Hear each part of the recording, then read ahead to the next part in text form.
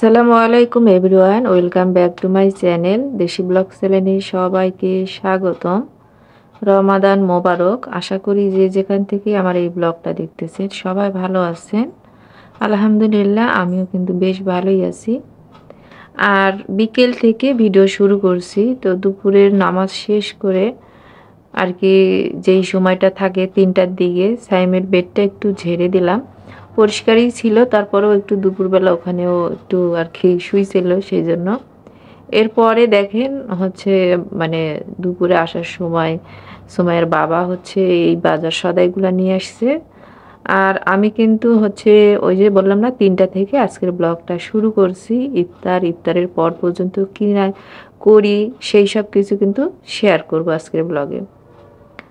আর হচ্ছে আগে থেকেই কিছু কলা ছিল আর মালটা নিয়ে আসা হয়েছে, তো সেগুলাই হচ্ছে আমি গুছিয়ে নিচ্ছি। ইফতার রিলেটেড যে জিনিসগুলো থাকে মূলত এখানে সেগুলাই আছে।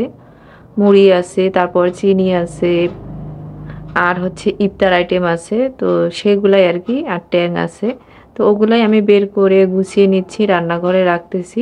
রোজা থেকে কিন্তু এরকম আর কি মানে টুকটাক করেই কাজগুলো আমি করি, খুব একটা প্রেশার নিয়ে কাজ করি না।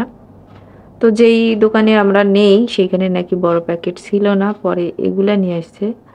তো এটা হচ্ছে আমি বলতেছিলাম এতগুলো ছোট ছোট প্যাকেট কেন নিয়ে আসছে, বলতেছে ওখানেই ছিল না, পরে আমি আর অন্য দোকানে যেতে পারিনি। ওই যে ছেলে মানুষ যেটা বুঝায় সেটাই বুঝে, এই জন্য তো বেশিরভাগ বাজার সদাই আমিই করে থাকি। তো যাই হোক, কিন্তু খেতে টেস্টি ছিল। আর আমরা না লেবুর শরবত করি, তো প্রায় আমার বাসায় দেখা যায় 4 লিটারের মতো শরবত বানাতে হয়। তো সেই জন্য আমি এখানে লেবু, চিনি আর একটু লবণ আর একটু ট্যাং দিয়ে ভালো মতো আর কি শরবত বানিয়ে নিচ্ছি। এটা দিয়ে 1 জগ তো দোকানে যাবে, মানে আমাদের দোকানের ছেলেদের জন্য, আর 1 জগ দেখা যায় বাসায় লাগবে। তো এখানে আমি হচ্ছে ছোলা বক্সে করে দিচ্ছি। আর ইফতারি আমি তেমন কিছু বানাইনি বাসায়, শুধু ছোলা রান্না করছি। আর ফল টল যা থাকে সেগুলাই কেটে কুটে নিব। আর বাইরে থেকে ইফতার কিনে নিয়ে আসছি, তো সেগুলাই হচ্ছে গুছিয়ে দোকানে পাঠাচ্ছি। আর কিছু কিছু আর কি আমাদের জন্য রেডি করব। আচ্ছা, আমি রোজা থেকে ভয়েস দিচ্ছি, তারপর আমি কিন্তু খুব বেশি যে সুস্থ আছি সেটাও না, তো ভয়েসে কিন্তু সমস্যা হতে পারে, আপনারা একটু ক্ষমা সুন্দর দৃষ্টিতে শুনে নেবেন। যেহেতু আমি বেশি একটা সুস্থ না, সেই জন্য আমি ইফতারি বানার মানে ঝুঁকিটা নিজে নেই। বাইরে থেকে নিয়ে আসা হবে, শুধু ছোলা রান্না করব আর মাঝে মাঝে একটু পেঁয়াজু টেয়াজু ভেজে দেব। তো 2টা প্যাকেট নিয়ে এসছে, একটা দোকানের জন্য আর একটা হচ্ছে বাসার জন্য। তো ওগুলো আমি গুছিয়ে ব্যাগে করে হচ্ছে আগে দিয়ে দিব। আপনাদের ভাইয়া গিয়ে দোকানে দিয়ে আসবে, আর আপনাদের ভাইয়া আর আমরা তো বাসাতেই ইফতারি করব। তো দোকানে দেখা যায় যেহেতু হচ্ছে মানে আমাদের দোকানে 5 জন আছে, আর পাশের দোকানের নাকি আরো 3 জন আছে, তো ওরাও 8 জন একসঙ্গে ইফতার করবে। পরে ভাবলাম যে জুসটা আবার কমই হয়ে যায় নাকি। তো আপনাদের ভাইয়া এখানে দাঁড়ায় দাঁড়ায় আমাকে তাড়া দিচ্ছিল, মানে আমি যেন তাড়াতাড়ি করি। সেই জন্য হচ্ছে আমি আর কি বুঝে পাচ্ছিলাম না কি করব না করব। তো যাই হোক, কোনো রকমে করে ইফতারটা আমি রেডি করে দোকানে পাঠিয়ে দিয়ে এখন আমি বাসার ইফতারটা টেবিলে সাজিয়ে দিব আর কি। তো এর মধ্যে কিন্তু আমি আর সায়েম আমরা কিন্তু ভাতই খাবো। তো দেখা যায় আমার শাশুড়ি আর হচ্ছে আপনাদের ভাইয়া সুমাইয়া এরা ইফতার খাবে, কিন্তু ইফতার বাসায় কিন্তু বেশি হয়ে গিয়েছিল, পরে কিছু ইফতার ছিল। কারণ ওই যে ভাজা পোড়া আপনাদের ভাইয়া আমাদের ভাত খাওয়া দেখে বলতেছে আমিও আর ইফতারি খাবো না, ভাতই খাবো, সেটাই ভালো হবে। আর আমার কাছে মনে ভাজা পোড়া খেতে ভালো লাগে না। আমি জানি অনেক আপুদের মানে বেশিরভাগ মানুষেরই কিন্তু এই ভাজা পোড়া অনেক পছন্দের, কিন্তু আমার একদমই পছন্দের না। এগুলা খেলে আমি মানে সুস্থ থাকতে পারি না, খুব খারাপ লাগে, অসুস্থ লাগে। ওই জন্য আমি এগুলা খাই না, শুধু খেজুর খাবো। তো ওই জন্য টেবিলে এগুলা গুছিয়ে দিচ্ছি। প্রথম দিন বুঝতেও পারিনি কতটা লাগবে, তো প্রথম দিন কিন্তু আমাদের এগুলা বেশি হয়ে গেছে। আর খাবার বাসি করে খাওয়াটা তো আরও স্বাস্থ্যসম্মত না, আবার নষ্ট করাটাও তো ঠিক না। এই জন্য আমি বাসায় বানাচ্ছি না। আর হচ্ছে বাসায় বানালে তখন বাসার জিনিস 2-1টা খেতেও ইচ্ছে করবে। তো আমরা সবাই ইফতার করে নিয়েছি, এখন ইফতার টেবিলটা নামাজের পর এখন পরিষ্কার করে নিব। আর আজকের ব্লগটা মূলত ইফতারির পরে কিন্তু এই অনেক কাজে থাকে, সেগুলো আমি কত সহজে করে ফেলতেছি সেটাই আপনাদের সঙ্গে শেয়ার করতেছি। প্রথমে সব রান্নাঘরে নিয়ে গেছি, এরপর টেবিলটা আগে মুছে নিচ্ছি ভালো মতো করে। একটা টাওয়াল আমি একটু ভিম লিকুইড দিয়ে ধুয়ে নিচ্ছি, নিয়ে টেবিলটা মুছে দিচ্ছি। যেহেতু ইফতারির সময় অনেক ময়লায় পড়ে, তো ভালো মতো একবার পরিষ্কার করলে আর আগামীকাল সকাল পর্যন্ত পরিষ্কার থাকবে। তো টেবিল পরিষ্কার করার পর এখন প্লেট বাসনগুলা ময়লা টয়লাগুলা সব আগে সরিয়ে তারপরে ধুয়ে নেব। আর এখানে আমি চিকেন ম্যারিনেট করে রাখছি, ওইটা ফ্রাই করব।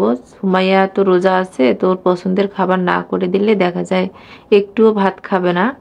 তো ওই জন্য ওটা ম্যারিনেট করে রাখছি, কিছুটা ওকে ফ্রাই করে দিব আর কিছুটা রেখে দিব ফ্রিজে।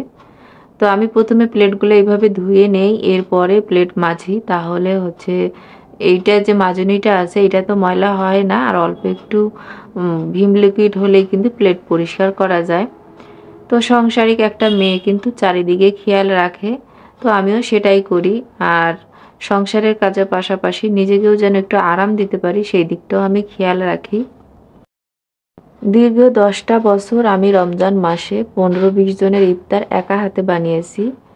তো এখন আর নিজের উপর প্রেশার দেই না। আর তখন আমি এতটাই রোগা ছিলাম, মানে সমস্ত কাজ শুধু যে বানানো খাওয়া তা না, এর পিছনে আরও কত কাজ থাকে আপনারা তো বুঝেনি। সব একা হাতে করতাম, 2টা ছোট ছোট বাচ্চা নিয়ে। তো তখন অনেক কষ্ট হতো, কিন্তু আমার কষ্টটা দেখার লোক ছিল না। যিনি ছিল মাথার উপর তিনি কিন্তু সেটা বুঝতো না। তো যার কারণে অনেক কষ্ট করে ফেলছি। কিন্তু আলহামদুলিল্লাহ ছেলে যখন একটু বড় হয়েছে তখন কিন্তু আমার সাহসটা একটু সাহস দেওয়ার একটা লোক হয়েছে। তখন আমি আর এত প্রেশার নেই না। আসলে আগে অনেক কাজ করছি, এখন আর কাজ করতে ভালো লাগে না। আর সেই কারণে কিন্তু আমি সবসময় দেখেন যে একটু হলেও সিক থাকি। তো সব তো আর বলা যায় না, কিন্তু কিছু না বললেও আর কি পারি না। এখন আমি আর ওই জন্য ইফতারি বানার দায়িত্বটা নেই না। কেমন কেমন করে যেন আমার বাসায় দেখা যায় যে 15 জন মতো ইফতারের লোক হয়েই যায়। এত মানুষের খাওয়া দাওয়ার পর কত প্লেট বাসন বের হয়। ওই জন্য যত পারতেছি নিজের দায়িত্বটা কমানোর চেষ্টা করতেছি। কারণ আমি আমাকে সুস্থ না রাখলে, আমি আমাকে ভালো না রাখলে আমি দেখেছি কেউ আমার ভালো রাখার থাকবে না। তো মাশাআল্লাহ দিলে আমার সন্তানেরা অনেক ভালো, আমার কষ্ট খুব বোঝে। কিন্তু একটা সময়ের পর তাদেরও তো সংসার হবে, তারাও কিন্তু আমাদের দেখভাল করতে পারবে না। আর এখন থেকে যদি নিজেকে না ভালো রাখি তাহলে আর ভালোও রাখতে পারবো না। তো যাই হোক, কথা বলতে বলতে কত সহজে আমি প্লেট বাসনগুলো ধুয়ে মেজে নিয়েছি, এগুলো এখন পানি ঝরাতে রেখে দিচ্ছি। আর যেহেতু বাসায় শুধু আমরা 5 জনই ইফতারি করি, তো অত বেশি আর গ্লাস টালেসও বের হয় না। আর সবাই যদি বাসায় করতো তাহলে অনেক বের হতো। আগে আমার সংসারটা কিন্তু অনেক বড় ছিল, এখন মাশাআল্লাহ ছোট হয়ে গেছে, যেটা অনেক মেয়েদেরই স্বপ্ন। তো তাদের দিকটা কিন্তু কেউ বোঝে না, শুধু তারাই বোঝে। আর এই যে একবারে একটাও মুছে নিয়েছি। আর এখন আমি ভাত বসিয়ে দিব। আর আমি না দুপুরে ছোট মাছের ভাজি আর চচ্চড়ি আর মসুরের ডাল রান্না করছি, আর চিকেন রান্না করেই রাখছিলাম ফ্রিজে। তো এখন ভাত বসাচ্ছি আর ভাবতেছিলাম যে এগুলা তো আমার খেতে ইচ্ছে করতেছে না। পরে ভাবলাম একটু শুটকি তরকারি রান্না করব। ফ্রিজে সকালবেলা লাউ শাক আর কি কেটে ধুয়ে রেখে দিয়েছি, সেইটা দিয়ে একটু শুটকি মাছ রান্না করব এরকম আর কি মনে মনে ভাবতেছিলাম ভাত বসিয়ে দিয়ে। তো প্রথমে ভাতটা রান্না করে নিচ্ছি আর চিকেনটা ফ্রাই করে নিচ্ছি, কারণ আমরা তো ইফতারিতে ভাত খেয়েছি। তো সুমাইয়া ভাত খায়নি, তো ওকে ভাত দিয়ে দিব তারাবির আগেই। আর আমি একটু শুটকি তরকারি রান্না করব শেষ রাত্রে খাওয়ার জন্য। তো ইফতারিতে ভাত খেলে আমি একদম শেষ রাত্রে ভাত খাই, তাহলে খাবারটা হজম হয়। তো যাই হোক, এখানে পেঁয়াজ ভেজে নিছি আর একটু রসুন কুচি করে দিলাম। সবকিছু কাটাকুটা করাই ছিল নর্মাল ফ্রিজে, এখন আমি শুধু রান্নাটা করে নিব। তো অত বেশি আর ঝামেলা হবে না। আর সবকিছুর পর যদি নিজে ভালো মতো না খেতে পারি তাহলে কিভাবে ভালো থাকবো বলেন। তো আমাদের মেয়েদের কিন্তু কেউ যত্ন করার কেয়ার করার সেইভাবে থাকে না, নিজেদের কেয়ার নিজেদেরকেই করতে হয়। রমজান মাস আসলে অনেক পুরনো স্মৃতি মনে পড়ে, কারণ অনেক পুরনো রমজান মাস আছে যেগুলা খুব সুখের ছিল না। তো সেগুলা মনে করতে চাই না, কিন্তু তারপরেও মনে পড়ে যায়। তো সংসার করতে গেলে বেশিরভাগ মেয়েদেরই এরকম অনেক ব্যাড স্মৃতি আছে, সেগুলো আমরা মনে করতে চাই না, কিন্তু অনেক সময় মনে পড়ে যায়। আর সেগুলা থেকে অনেক কিছু শেখারও আছে। তো যাই হোক, এখানে মশলাটা ভালো মতো কষিয়ে নিয়েছি। এখন এখানে আমি শুটকি মাছটা দিয়ে দিব। আর আমি সবসময় শুটকি মাছ নিয়ে আসি, ভেজে ফ্রিজে রাখি, যখন খেতে ইচ্ছে করে যেন বের করে ধুয়ে রান্না করতে পারি। আর আমার বাসায় কেউ শুটকি খায় না, আমি একাই খাই। তো একটু তরকারিটা আমার রান্না করা বেশি হয়ে গিয়েছিল। তো খালা তো আছে, কাজের খালা, ওনাকে মাঝে মাঝে তো একটু এটা ওটা দিতেও হয়। তো অর্ধেকটা আমি খাবো আর অর্ধেকটা খালাকে দিব, সেই চিন্তা ভাবনা করছিলাম। আর শুধু 2টা আলু কেটে নিয়েছিলাম। আর এখানে একটু বেশ পরিমাণ রসুন কুচি দিয়ে দিলাম। রসুন কুচি তো আগে দিয়েছি, কম মনে হচ্ছে। শুটকি তরকারিতে একটু রসুন বেশি দিলে ভালো হয়। আর যেহেতু এগুলা নতুন রসুন, তো অত বেশি ফ্লেভারটা আর রান্না করার পর ছিল না। তো এই তো লাউ শাক আর একটুখানি বাঁধাকপি সেদ্ধ করা ছিল, সেইটা আর একটু আলু দিয়ে চচ্চড়ির মতো করে রান্না করব। যেহেতু ডাল তরকারি আছে, খেতে ভালোই লাগবে। আর আমার না লাউ শাক দিয়ে শুটকি রান্না করলে অনেক মজা লাগে খেতে। তো রোজা থেকে এরকম তরকারি খেতে ভালো লাগে। আর আমার মুরগির মাংস খেতে পারি না আমি, আমার ভালো লাগে না। তো আমি আবার ওই জন্য শুটকি মাছ খেতে ভালো লাগে, শুটকি মাছটাই রান্না করে নিচ্ছি। প্রথম রোজাটা এইভাবেই আমরা কাটিয়েছি। আপনাদের রোজা কেমন কাটতেছে অবশ্যই কমেন্ট বক্সে জানাবেন। আমার ভিডিওটা ভালো লাগলে অবশ্যই ভিডিও রিলেটেড একটা কমেন্ট করে দিবেন। আজকের ভিডিওটা এখানে শেষ করে দিচ্ছি। আসসালামু আলাইকুম, আল্লাহ হাফেজ।